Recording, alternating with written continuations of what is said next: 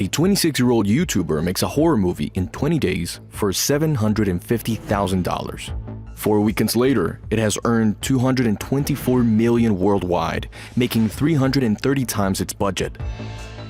Curry Barker's Obsession has already surpassed the success of 2007's Paranormal Activity and is set to surpass 1999's Blair Witch Project. But how? Who is this guy? Why was it such a success? And where does Obsession leave Hollywood after so many misses backed by hundreds of millions of dollars? Curry Barker did not come from film school. He did not arrive in Hollywood through a legacy development deal or a studio writing program. Barker has spent his years building an audience on YouTube in his sketch comedy channel, That's a Bad Idea, along with his friend Cooper Tomlinson, who also starred in Obsession. In 2024, he eventually produced a found-footage horror feature called Milk and Cereal that he made for $800. He tried for a year to get distribution for that film, but nobody bid. So he released it for free on YouTube, and it went viral. But by early 2025, he had signed with United Talent Agency. That same year, he wrote, directed, edited, and co-produced Obsession, a supernatural horror romance built on a premise so simple, it sounds almost like a joke. A music store employee breaks a cursed wooden figurine called the One-Wish Willow to make his childhood friend fall in love with him. The results of this wish are horrifying. The film premiered in the Midnight Madness section of the 2025 Toronto International Film Festival on September. Within 2 days of that screening, Focus Features had entered exclusive talks to acquire worldwide distribution rights for over $15 million. The deal closed in October 2025, and Jason Blum's Blumhouse Productions joined the project in December of the same year. Obsession opened in theaters on May 15, 2026. What followed was something that trade publications have had difficulty categorizing. Most films lose momentum after opening weekend. Studios front-load marketing and audiences front-load attendance. The decay curve is the baseline expectation. However, Obsession did not decay. According to Fangoria, it earned 30% more in its second weekend than its first. That, in the word of that outlet's coverage, simply cannot be emphasized just how much this sort of thing doesn't happen for a wide-release studio movie. That second weekend, it took the number 2 spot at the box office behind Star Wars, The Mandalorian and Grogu, which opened to $82 million domestically. A film that costs less to produce than most studio execs spend on development launches in a year, finished second to a Star Wars movie. Then came the fourth weekend. Obsession dropped only 7% from its third weekend, setting the record for the best fourth weekend hold ever for a horror film. The previous record holder was the Blair Witch Project in 1999, which dropped 9% and earned $24.3 million. Obsession earned $25.6 million in that same frame. By the time of this reporting, the worldwide total stands at $224.7 million. $152.1 million domestic, $72.6 million overseas, including $4.4 million from India alone. One of the highest performing Hollywood horror results that market has ever recorded. The film's projected final total is somewhere between $280 million and $330 million on a $750,000 production budget. If you are enjoying Curry Barker's story, then hit the like button, subscribe to our channel, and turn on the notification bell. This helps us deliver the best content specially for you. The numbers don't explain themselves. A film earning 30% more in its second weekend than its first doesn't happen by accident.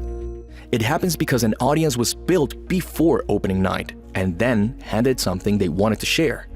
According to Fast Company's analysis of the campaign, Focus Features made a deliberate choice early on. Rather than announce a film, they placed the film's world into the real world as if it were already there. The One-Wish Willow, the cursed toy at the center of the plot, was produced as a physical object. A fake commercial aired presenting it as a product available for purchase. Units were manufactured and distributed. They sold out in hours. Before a single moviegoer had seen the film, tens of thousands of people had interacted with its central artifact. Then came the interactive layer. A real phone number, published as belonging to Nikki, the film's central character, invited the public to text her. Those who did receive voice memos and text messages in return, each more unsettling than the last, tracing the emotional arc of the film's premise in real time. Over 30,000 people enrolled. A Discord-based quest series built around the film's mythology attracted more than 1 million participants in just over a week. This is not conventional social media strategy. It is something closer to an alternate reality game, the audience placed inside the story before they paid for the ticket. On distribution, Focus made another deliberate bet. Rather than window the film through a limited art house rollout, they opened in 2,650 screens simultaneously, concentrating the audience, maximizing word-of-mouth velocity, and giving the film nowhere to hide if it wasn't working. AMC and Alamo Drafthouse, after seeing the film in advance, ran their own promotions with above-market participation rates. The theaters became part of the campaign apparatus, not merely the endpoint of it. The Fast Company analysis frames the entire approach around a single objective: engineer the act of recommendation. Not views, not follows, not awareness. Recommendation. The campaign was designed to produce one specific behavior: go tell someone who hasn't seen it yet. The quality of the film made that behavior natural. To understand why Obsession's performance registers so strongly in the industry, you have to understand the context it arrived in. The major studio spent the better part of a decade and several billions of dollars building franchise infrastructure, interconnected universes, tentpole sequels, brand extensions. The assumption was that audiences would follow a known title anywhere. The evidence from 2025 challenged that assumption directly. According to CNBC, the domestic box office fell short to her yearly target by $1 billion. Critically, the increase in revenue that did occur was driven by higher ticket prices and premium format screenings. Fewer people are going to the movies. They are simply paying more when they do. Among their high-profile casualties, Disney's Snow White remake earned $205 million worldwide against a $270 million production budget and received a 2.2 on IMDb. Disney's Elio, Tron Ares, and several other major productions lost money. Against that backdrop, a 26-year-old with no studio connections released an original horror film with a cast of unknowns and no sequel history, and audiences lined up in numbers that major franchises are struggling to match. According to Variety, Curry Barker's story is part of a documented shift in how filmmaking talent is developed and discovered. Kane Parsons, the director behind Backrooms, is also a YouTuber turned filmmaker. His debut feature, built on the internet horror mythology of The Backrooms, became A24's highest-grossing film worldwide in the same box office cycle as Obsession. Two YouTube origin horror films in the same month, setting records at two of the most respected specialty distributors in the business. James Wan, director of Saw and The Conjuring, told Variety that YouTube has become the perfect incubator for emerging voices. The logic is straightforward.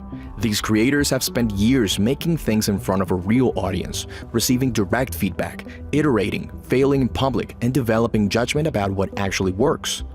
No focus group replaces that process. Barker spent 14 years doing exactly that. By his own account, the preparation preceded the opportunity by more than a decade. The Chair, a horror short he uploaded in 2023, attracted 5.5 million views in a production deal. Milk and Cereal followed, then Obsession. The overnight sensation took 14 years to become one. What this pipeline bypasses notably is the traditional development system, where the mainstream industry loses itself in the eternal bureaucracy. Barker was an effective minimalist.